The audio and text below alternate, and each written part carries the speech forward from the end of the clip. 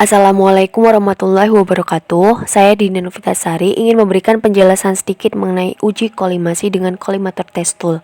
Yang pertama ada latar belakang. Uji kolimasi merupakan parameter pengukuran di pesawat radiografi umum yang masuk ke dalam rangkaian kendali mutu pelayanan radiodiagnostik dan intervensional.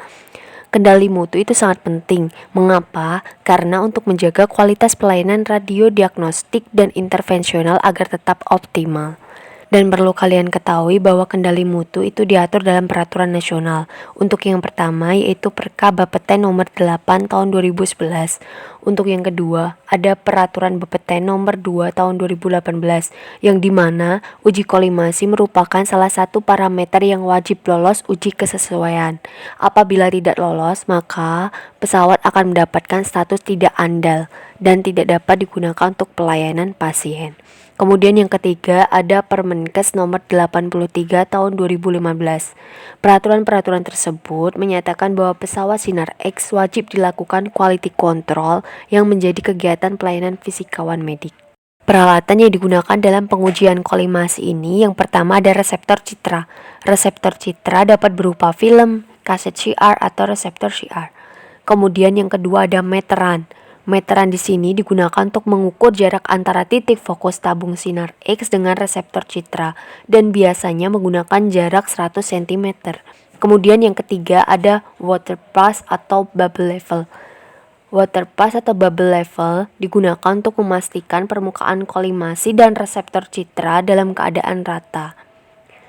Kemudian yang terakhir yaitu ada kolimator test tool, yang dimana digunakan untuk membandingkan luas lapangan antara bukaan kolimasi dengan luas lapangan berkas sinar X pada reseptor citra. Terdapat titik penanda orientasi dan fungsinya untuk memastikan sumbu yang sudah didefinisikan saat pengukuran agar tidak tertukar saat proses evaluasi citra. Dan untuk proses pengujiannya yaitu yang pertama, meletakkan reseptor citra di depan bukaan kolimator. Yang kedua, mengatur jarak antara titik fokus dan reseptor citra pada jarak 100 cm dengan meteran. Kemudian yang ketiga, memastikan permukaan kolimator dan reseptor citra dalam keadaan rata menggunakan bubble level atau water pass. Kemudian yang keempat, menyalakan lampu kolimator. Lalu meletakkan kolimator test tool dan mencatat posisi penanda orientasi serta mendefinisikan sumbu X1, X2, dan Y1 serta Y2. Selanjutnya, memastikan crossline kolimator jatuh tepat pada crossline kolimator test tool. Kemudian kalian dapat melakukan adjustment apabila diperlukan. Setelah itu mengatur bukaan kolimasi pada sumbu X dan mencatat nilai X1, X2. Kemudian mengatur bukaan kolimasi pada sumbu Y dan mencatat nilai Y1 dan Y2. Setelah itu mengatur faktor eksposi.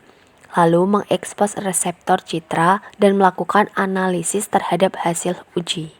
Berdasarkan peraturan Bapeten nomor 2 tahun 2018, terdapat 3 hal yang dilampirkan, yaitu yang pertama, selisih masing-masing sumbu X atau delta X. Kemudian yang kedua, selisih masing-masing sumbu Y atau delta Y. Yang ketiga, jumlah dari selisih sumbu X dan sumbu Y, yaitu delta X ditambah dengan delta Y.